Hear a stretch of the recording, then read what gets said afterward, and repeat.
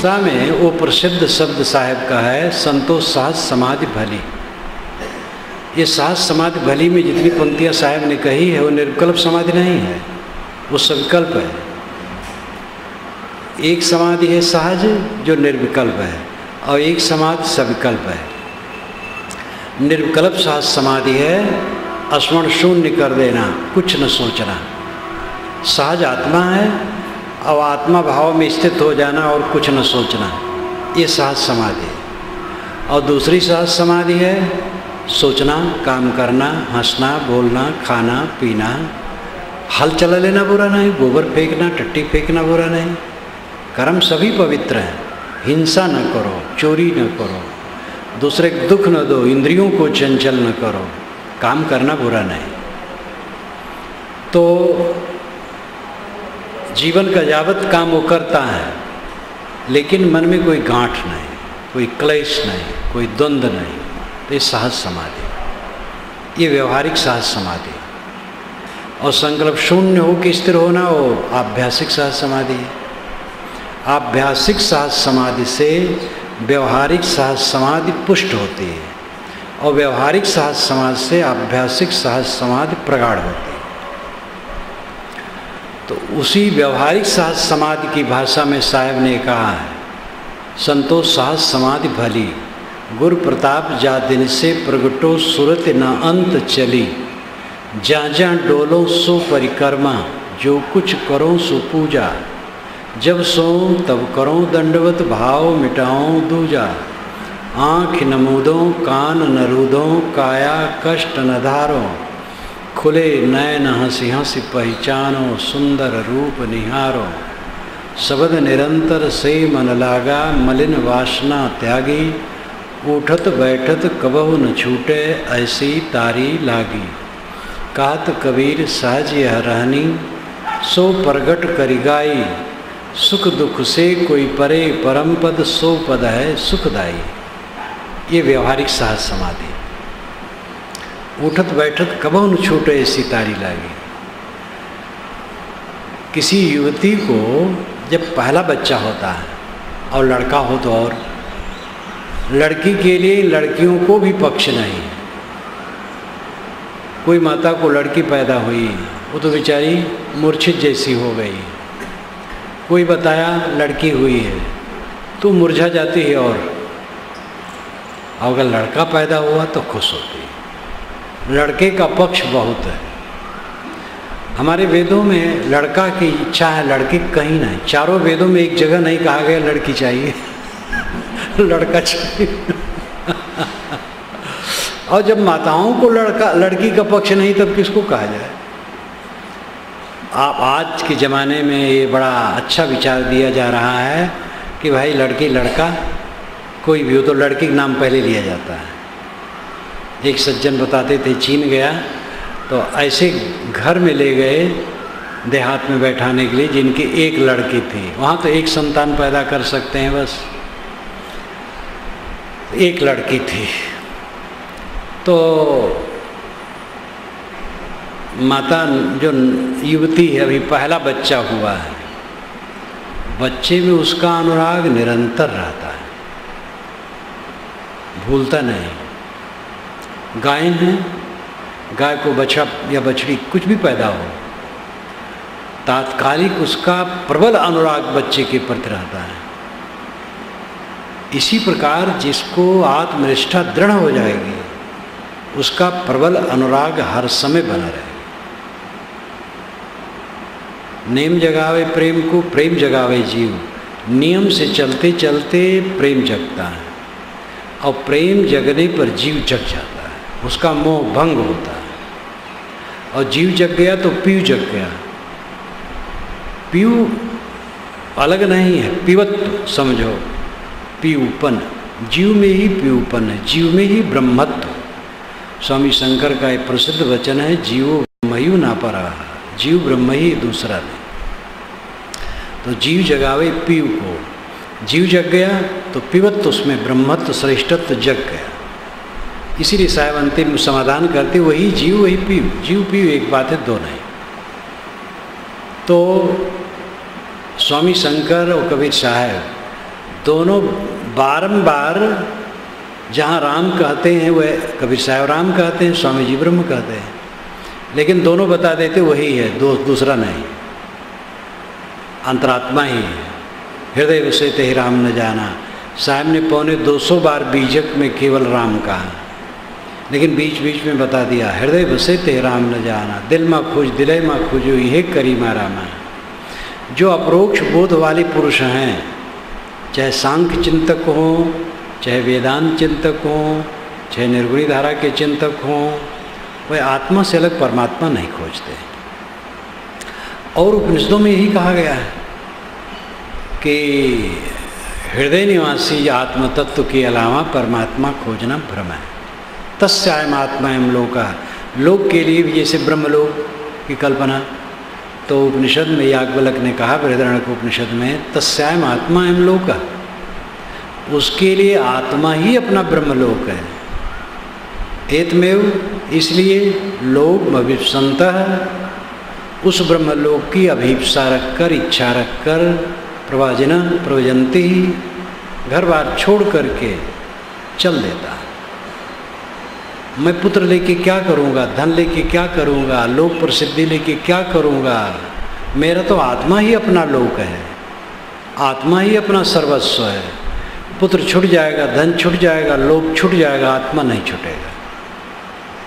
इतना खाटी का ज्ञान, शुद्ध ज्ञान हजारों वर्ष पूर्व हमारे ऋषियों ने बताया, लेकिन पंडितों ने इसका विस्तार नहीं किया, क्योंकि इसमें उनको कोई फायदा नहीं था। कर्म कांड में फायदा था, उसको फैलाया खूब। जिसे दान दक्षिणा मिले, घर में पैसा आवे और ब्रह्म लेके क्या करें, तो पंडितों ने खूब उसका प्रचार किया कर्म कांड का। वेदांत को तो ढांक ही दिया। ये तो कुछ संत महात्मा हुए जो उसको उघाड़ते रहे, लेकिन कलेश का अंत उसी में होगा, आत्मज्ञान में होगा। वही जीव वही पीव। तो पहले तो नियम में लगना चाहिए, तब अनुराग जगेगा। करते करते होता है, करने की इच्छा ही नहीं है, परिश्रम ही नहीं करते तो कैसे सफलता होगी। इसलिए मैंने बीच में कहा था कि स्वामी शंकराचार्य ने एक जगह कहा है कि श्रवण से 100 गुना अच्छा है मनन करना, और मनन से 1,00,000 गुना अच्छा है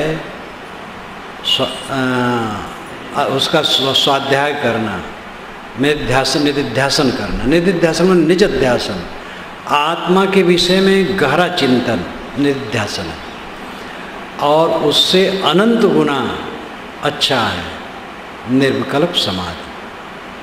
बिल्कुल वैज्ञानिक है। सुनने की अपेक्षा मनन करना 100 गुना अच्छा है। पहले किताबें नहीं होती थी, गुरु सुनाते थे, शिष्य सुनते थे। अभी 100 वर्ष के लगभग पीछे हुआ है, प्राइमरी स्कूलों में अध्यापक लोग कापी लिख करके, वही किताब उनकी रहती थी, लिख करके लिए हैं और पाठ एक पढ़ा देते हैं बच्चों को, और पार्टी पर लिखवा देते हैं, बच्चे को घोखवाते हैं। घोखवाना कहते हैं अवध क्षेत्र में, घोखना, बारंबार उसको रटना और याद करना। इसलिए सुनने सुनाने की बात थी। स्वामी जी तो लिखे थे और लिखना पढ़ना बहुत हो गया था, लेकिन फिर भी वो सुनने की बात ज़्यादा कही जाती है, सुनने की अपेक्षा।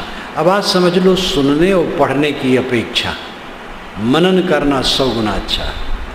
पढ़ो और सुनो, लेकिन उसका मनन करो। अगर बराबर मनन किया जाए तो अध्यस्त हो जाएगा। सुने और फिर प्रपंच में चित्त लगा दिए और इसका मनन नहीं हुआ तो उड़ जाएगा। अब अगर मनन होगा तो अध्यस्त हो जाएगा। और मनन से निधिध्यासन, निधिध्यासन निजध्यासन, अपने में उसको अध्यस्त करना, गहराई से डूबना, आत्मचिंतन करना। और उससे अनंत गुणा अच्छा है निर्विकल्प समाधि, कुछ न सोचना। ये जो कुछ न सोचने की स्थिति बहुत ऊंची, बहुत ऊंची क्या, सर्वोच्च स्थिति है। इससे आगे और कुछ नहीं। जो लोग नहीं समझते हैं तो संकल्प शून्य हो गए, तब उसके आगे क्या, तो उसके आगे कुछ लाल पीला देखना चाहते हैं। और लाल पीला जितना देखोगे वो आँख की गर्मी होगी या कल्पना होगी। और इसी कल्पना का विस्तार दुनिया में ज़्यादा है। तो और संकल्प शून्य होना मामूली बात भी नहीं है, इसलिए संकल्प शून्य होने की बात सस्ते गुरु नहीं बताते। वो कहते भगवान के दर्शन हो जाएंगे और अंधियारी में बैठाएंगे और आपकी आँखों पर अपनी उंगली वो लगा देंगे, धीरे से दबा देंगे और कहेंगे ध्यान करो। दबाए तो कहीं कुछ दिखाई दिया, हाँ महाराज ज्योत जैसी दिखाई, बस भगवान के दर्शन हो गए। ऐसा बेवकूफ़ बनाते हैं, वो आँख की गर्मी है, कौन भगवान हो। तो सस्ते गुरु सस्ता रास्ता दिखाते हैं, सही बात कहना चाहिए, जो पात्र हैं उदाहरण करेंगे। निर्विकल्प समाधि में ही अंतिम आत्म साक्षात्कार होता है। आत्म साक्षात्कार का मतलब है संकल्प शून्य हो गया, अपने आप रह गया। संकल्पों से संसार का ज्ञान मिश्रित चलता है, चाहे कितना ज्ञान विचार साथ साथ हो, लेकिन वो संकल्पों में मिश्रित बातें चलती रहती हैं। और जब संकल्प शून्य हो जाता है तो केवल आत्मा शेष रह गया, तब अपने का अनुभव होता है। सारी संकल्प शांत है, मैं स्वयं स्थित हूँ। ये अंतिम दशा है, इसके आगे और कुछ नहीं। संकल्प शांत हो गए, अपने आप स्थित हो गए, बस यही परम पद है, परम स्थित है, यही कैवल्य है, यही अद्वैत है। संकल्प से जगत खड़ा होता है, संकल्प से द्वैत खड़ा होता है। संकल्प समाप्त होने पर अद्वैत, कैवल्य, बका, ये अपनी बड़ी भाषा है, जिस भाषा में जिसको संतोष हो। सूफी लोग प्राय रूढ़ सूफी अद्वैत नहीं कहेंगे, बका कहेंगे, बका, बका बाकी शेष। अद्वैत है तो बका है, वही कैवल्य है, वही शेष है, वही निर्वाण है। भाषा में उलझ जाते हैं।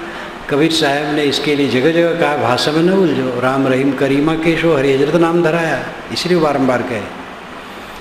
तो निर्विकल्प अवस्था अंतिम अवस्था है। जब समय से साधक निर्विकल्प होकर शांत हो जाता है और उसके बाद जब व्यवहार में लगता है तो क्लेश रहित चित्त का होता है। ये कल्याण की अवस्था है। यहाँ भटकना बंद हो गया, अब चित्त में कोई क्षोभ नहीं रहा, कोई क्लेश नहीं रहा, कोई पीड़ा नहीं रही।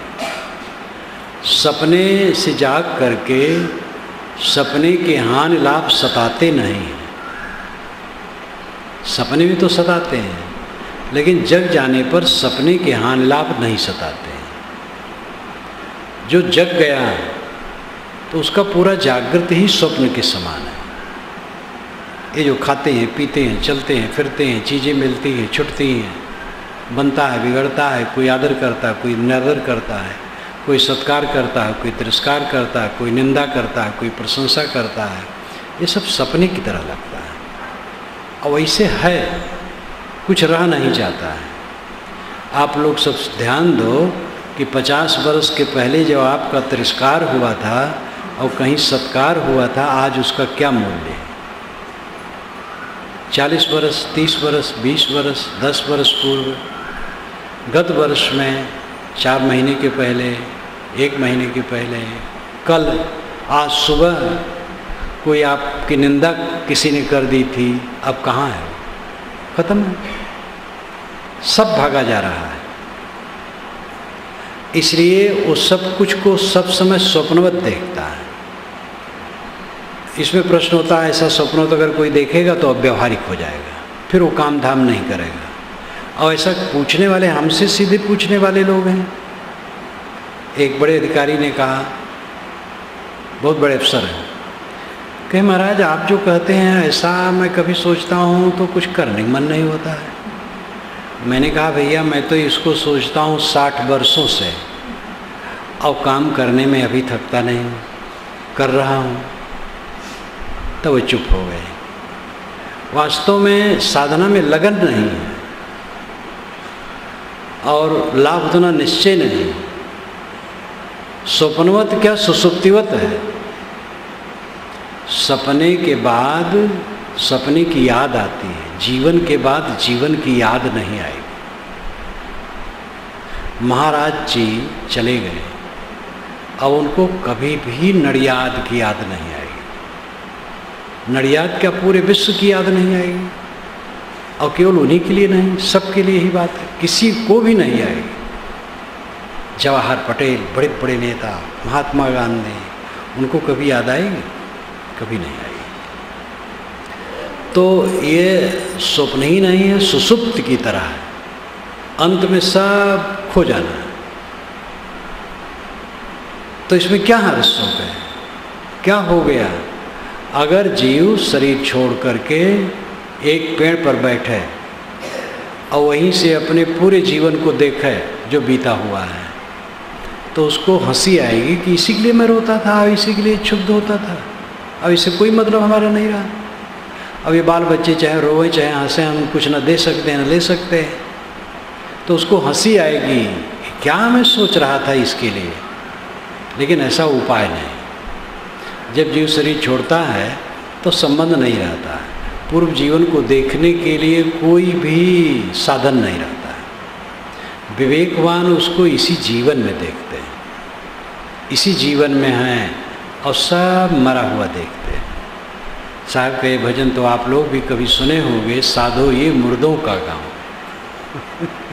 उनका तो एक एक कुल्हाड़ा है, सीधे कुल्हाड़ा पड़ता है, सब चीर फाड़ करके अलग कर देता। साधो ये मुर्दों का गाँव, योगी मरी है, वैरागी मरी है, सबको कहे 64 कोट देवता मरी हैं और 14 भुवन के चौधरी मरी है। और अंत में उन्होंने कहा नाम अनाम अनंत रहत हैं, दूजा तत्व न हुई, कहीं कबीर सुनो हो संतो भटक मोह जन कोई। नाम अनाम अनंत रहते हैं। दुनिया में प्राणी पदार्थों के नाम और अनाम दोनों हैं।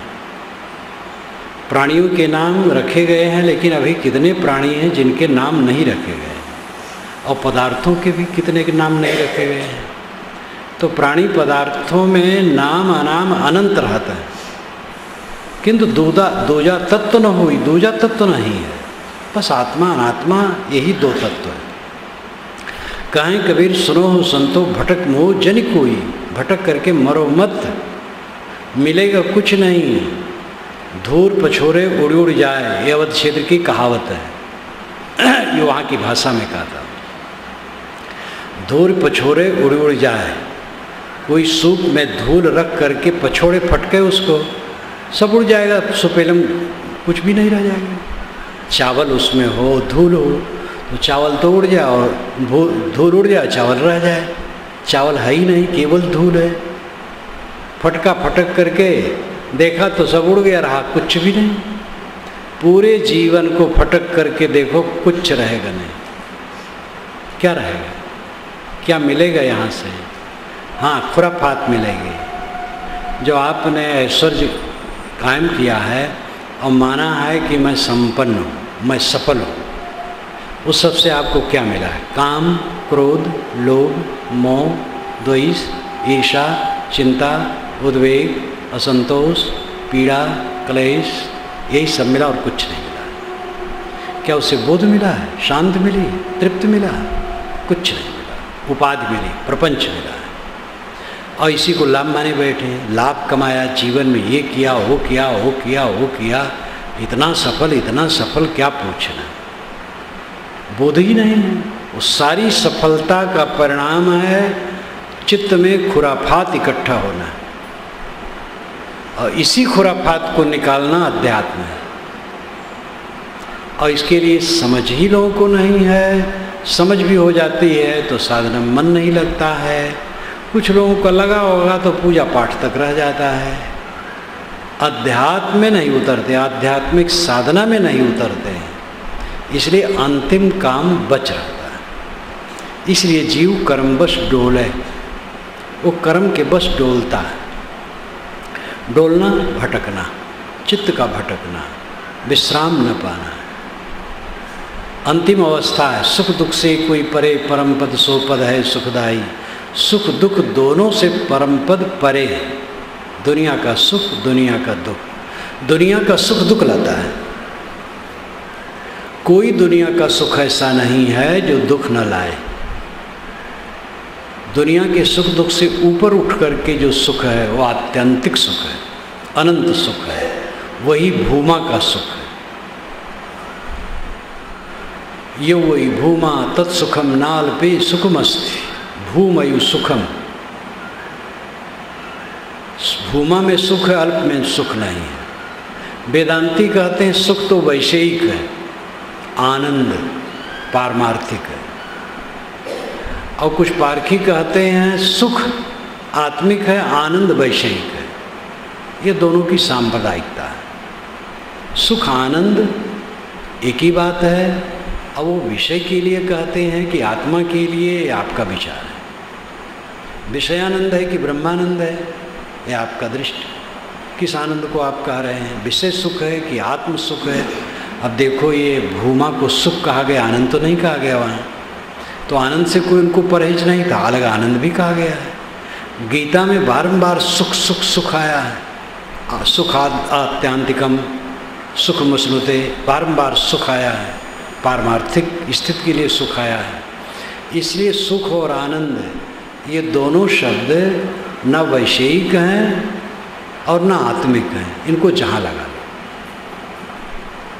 बस ध्यान ये देना है कि विषय की तरफ इनको न लगाओ, आत्मा की तरफ लगाओ। तो ये वही भूमा तत्सुखम, ये जो भूमा है वही सुख है। क्योंकि भूमा अल्प नहीं है और सब अल्प है। जवानी अल्प है, धन अल्प है, पद अल्प है, सारा संबंध अल्प है। जीवन तो संबंध है, जोड़ जोड़ जोड़ जोड़, और संबंध टूटता है। सारा संबंध अल्प है।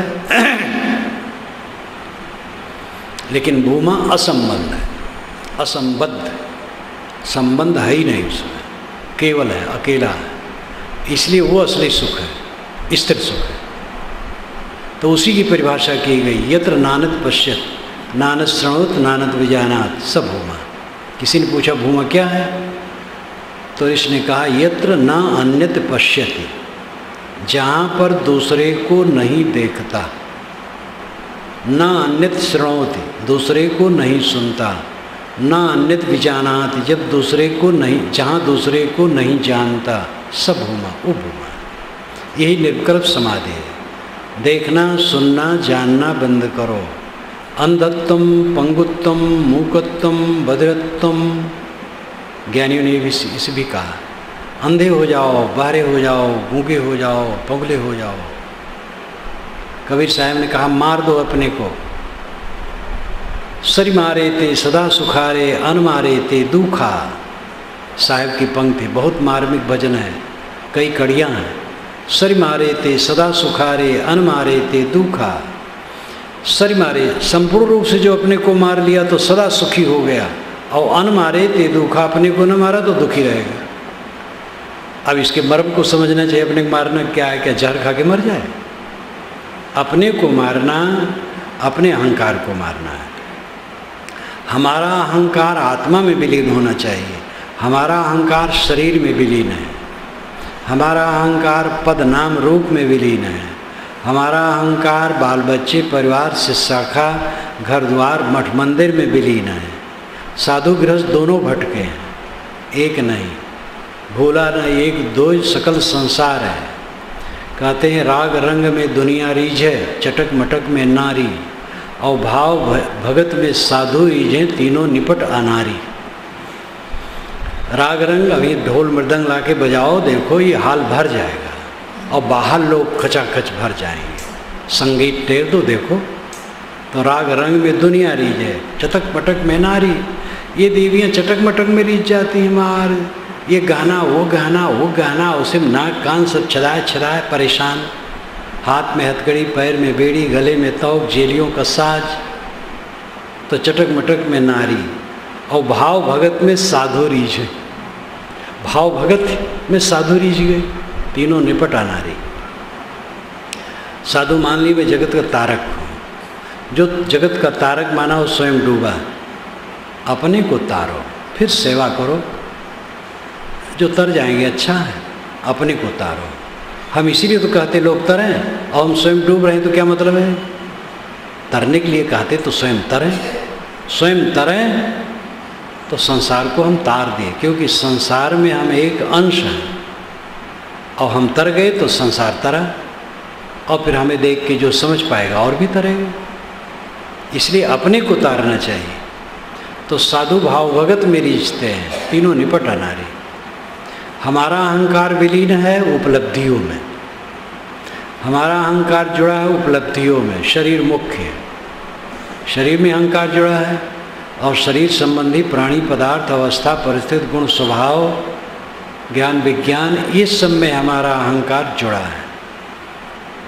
इसलिए जो स्थिति चाहिए वो नहीं होती है। हमारा अहंकार स्वरूप में लीन होना चाहिए, आत्मा में लीन होना चाहिए। आत्मा ही अपना और कुछ अपना नहीं, स्वस्वरूप ही अपना और कुछ अपना नहीं। इस बात को जो समझता है और इसका अभ्यास रोज करता है लगन पूर्वक, उसके चित्त में दृढ़ता हो जाती है और निरंतर आत्मचिंतन रहता है। फिर व्यवहार में भी आत्मचिंतन रहता है। ये बात नहीं कि व्यवहार का काम नहीं करता है। व्यवहार का काम न करने की बात तो कम से कम कबीर साहब सोच भी नहीं सकते।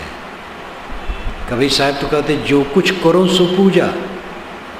इतना चित्त शुद्ध होना चाहिए कि जो कुछ करे वो पूजा बन जाए।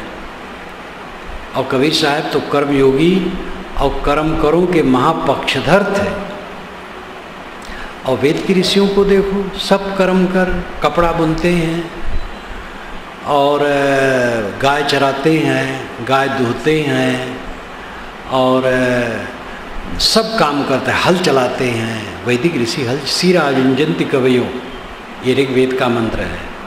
सीर हल को कहते हैं, सीरा बहुवचन में कहा। सीरा युंजंति कवयो, कवि, कवि का अर्थ होता है ज्ञानी, तत्वदर्शी। तत्वदर्शी लोग, आत्मचिंतक लोग हल चलाते हैं।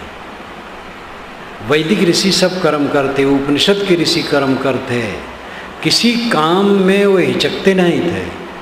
ये तो वर्ण व्यवस्था की जब जड़ता हुई है तब मोटा काम करने वाला छोटा गिना जाने लगा है, और तब ये हुआ कि मोटा काम करने वाला अछूत है।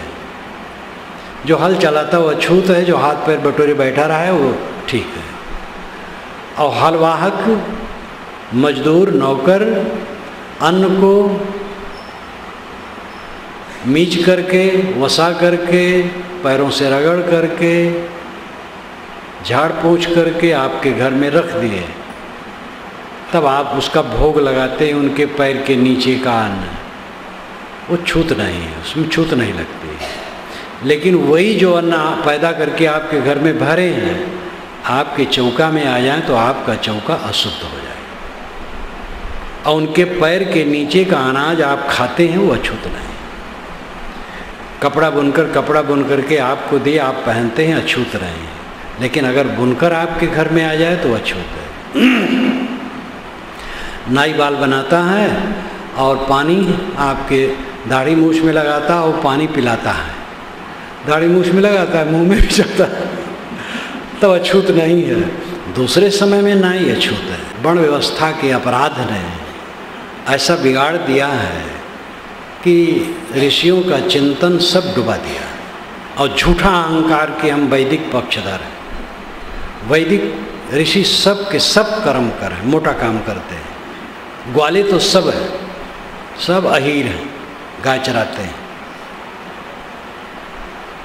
सत्यकाम जवाला का पुत्र जवा करके गुरु से दीक्षा ली है, तो गुरु ने गाय छाट करके अलग की हैं सैकड़ों। तो कहा है महाराज जब 1000 हो जाएंगी तब मैं लौटूंगा। और 1000 गायें जब हो गई हैं तब वर्षों के बाद वो लौटा है।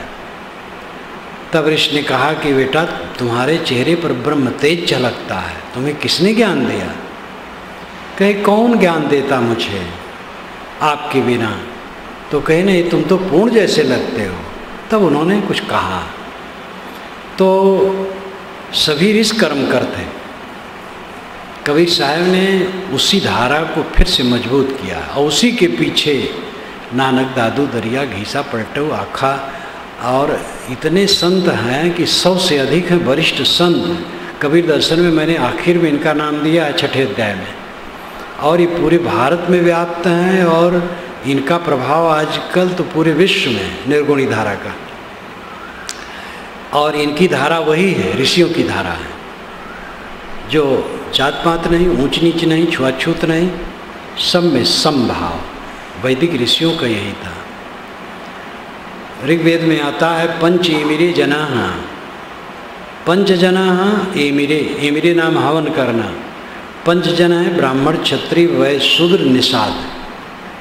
मैंने अपने वेद में लिखा है ज्ञानी, शासक, व्यवसायी, शिल्पी, श्रमिक। और ये पूरी दुनिया में 5 विभाग है। सब समय उस सब समय रहेगा। ये वर्ण व्यवस्था की इसमें ज़रूरत नहीं है।